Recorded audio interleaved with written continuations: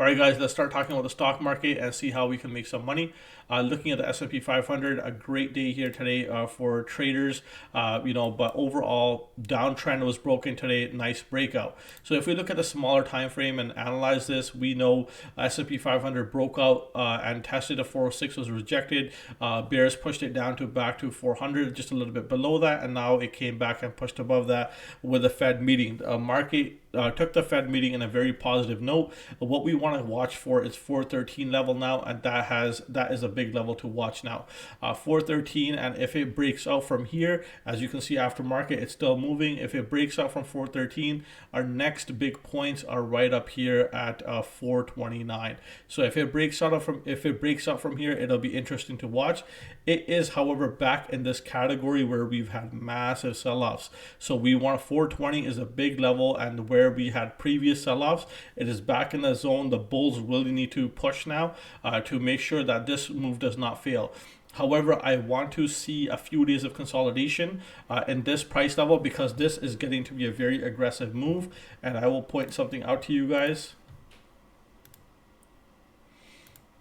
Right, so this was a channel it was trading in, is broken above that channel, which is fine. Otherwise this was a bear flag. It could have broken down from there, but it's breaking above that channel, looking great and looking like it's going to break out and run up. Okay, so that's something that we want to watch. If it breaks above 413, it can easily push to 420 and break out from there. Okay, looking at the Qs on a smaller time frame, looking very solid here. We had a retest, consolidation here for a little bit, and then today a huge push, and it's continuing to push after markets.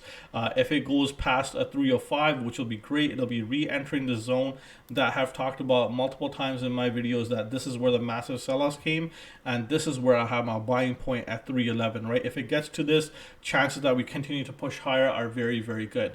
IWM looks very nice here as well. Look at the daily, consolidation in these big level volatile moves here. Now we're having bulls step in to set a higher low here. So we just need to move this over to this way, and we can continue to watch IWM's beautiful ascension to the top and incline, and we can see that IWM's next target is 201.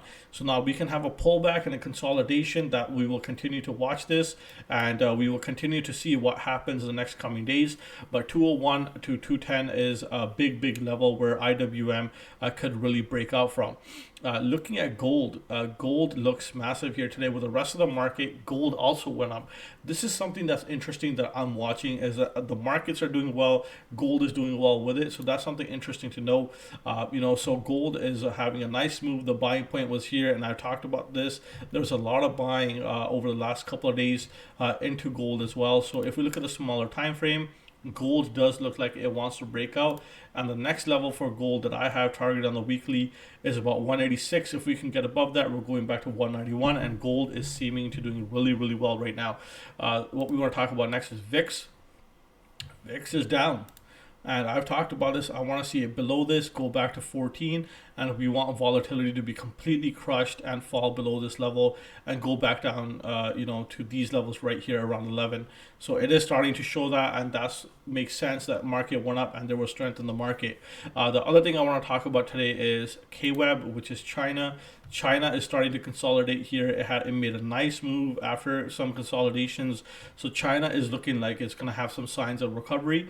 However, I do want to talk about the sectors today. We had XLE. XLE had a down day.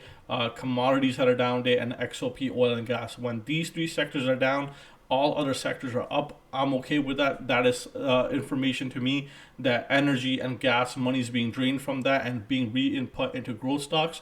So that is something I want to continue to watch. But if you look at XLE, it is just consolidating at these higher levels. So we want to see a change of a trend in these sectors before we draw any big conclusions. If we look at commodities, commodities have been breaking down for a while now. They're looking like they're going to fall further.